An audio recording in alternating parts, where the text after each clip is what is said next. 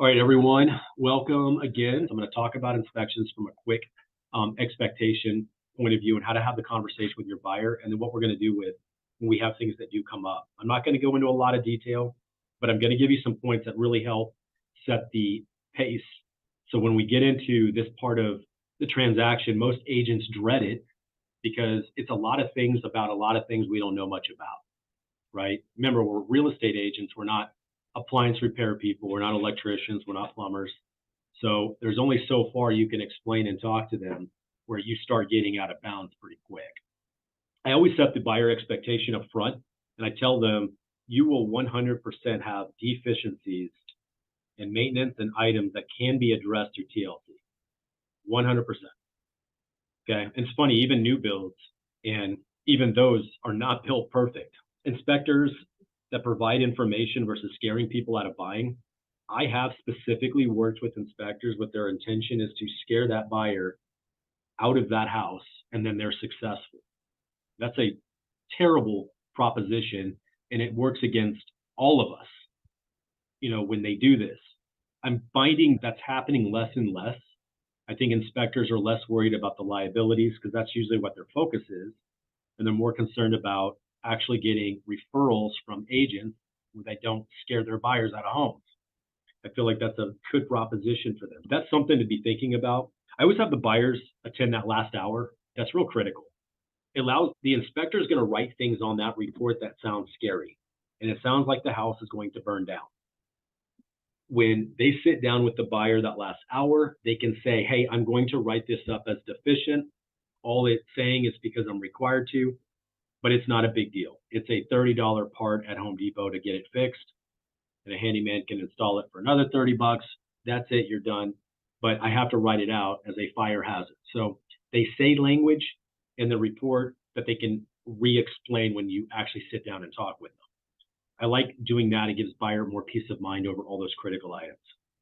And we want to filter out any buyer uncertainties, right? There's a lot of ways that we can get that. The whole objective when you're doing this whole process is we need buyer to have peace of mind. They generally will have 2 or 3 things that are critical for them that make a big difference. It could be foundation, it could be electrical, it could be plumbing. We need to reach a point where they feel comfortable that we're going to resolve that through either warranties, providing some type of process map, meaning the foundation, the inspector says feels very uneven. Okay, great. We can hire an engineer, will give us a map. If he says it's good, great. If he says it needs repairs, then we will have seller address according to the engineer. We give them a map of how we're going to get to that endpoint where now we've checked everything off. The foundation is level enough. Engineer says it's good. You should be good then. And we should have available contractors. And then if we need to, the inspector can do a re-inspection, right? That's certainly on the table. We don't need to offer that up front because it costs extra money. But if we have technical things that we cannot move to closing without addressing through concessions, then it's not a bad idea to have the inspector do a re-inspection based on what he originally said was the deficiency, nothing outside of that. We don't want to speculate and go outside of what they're saying, just focus on what he wrote in the report. Probably the most valuable thing we can do is we have a lot of items on the report. We want to focus on obviously hazard and security and anything that's a safety issue. We want to focus on those things, and we can discuss expensive things, HVAC's going out, roof looks like it's shaky at the end of its life, those type of things. We can certainly address those. But the objective is we want to attach a dollar amount to any type of repair associated with it. I generally would go for all of them, and then I'll attach dollar amounts to all of them. And then I'll give them language and things for the seller to consider addressing it this way. And then we can now negotiate concessions. On a 1-to-4 contract, it actually specifies anything that requires a license must be done by licensed people. So you have a protection up front if they try to shortcut, like you're saying. Believe me, I've done a lot of flips, and I would rather have my handyman knock out putting in GFCIs than hire an electrician. But on the 1-to-4 contract, it specifies if it is a trade that's getting affected, you must hire a licensed trade person. Now, you definitely want to make sure that they provide receipts and documentation. That's the other problem with using a handyman or even hiring the contractor that did a lot of the work initially. They just send out their guys and get it done. They're not going to provide receipts because they're like, we were supposed to get it done anyway. So we just finished it this time.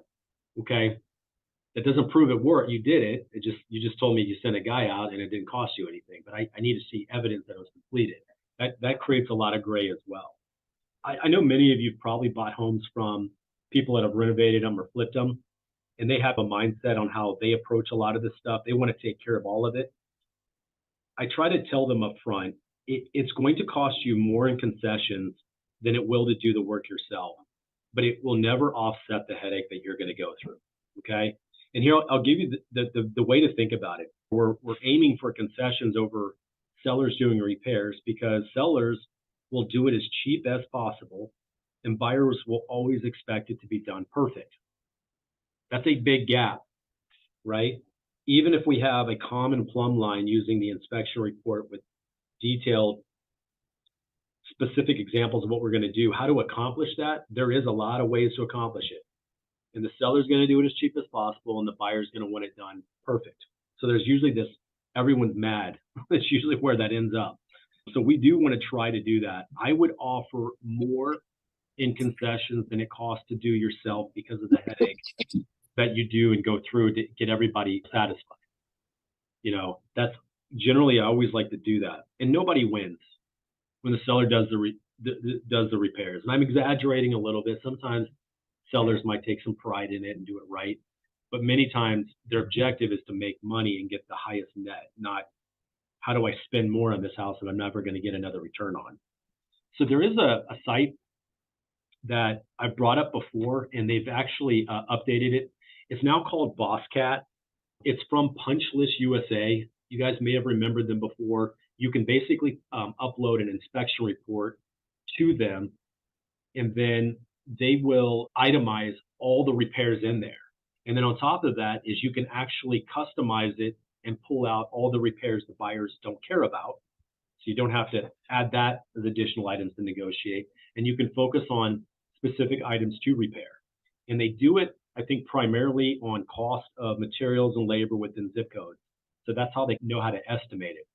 Their values and their figures they come up with are going to be a little high, but it does give us some objectivity to attach a number against a repair. So when someone says you need to fix that cap on the HVAC and you're like, what does that mean? You send that to them and they can look at the report, tell what part it's looking for, and they know what it costs, and they know what the labor is to fix it. Oh, it costs $200. Okay, now I can say it's a $200 value that we can ask in concessions back to the seller, and then we don't have to get in the middle of figuring it out. They do it for free, and I think it's because they want the bids, because bids give them opportunities. I think that's what their objective is. So you just fill out this little form, you tell them you're an agent broker, and then you identify the address, and then they give you a platform to upload the inspection. And I think they take about a day, and then they'll come back with a list of all the itemized issues, the flagged items. I have used them. I used Punch List USA probably about 5 or 6 years ago. It's been a while. And it was easy. I mean, they came back with my punch list, and they gave me all the items, and then I pulled out the ones that I didn't want to mess with. And then I gave it back to my seller, because I was actually on the selling side. And this is before I was really invested in doing a lot of flips and stuff. And they gave us an itemized list, and my seller's looking at it, wow, those prices are really high.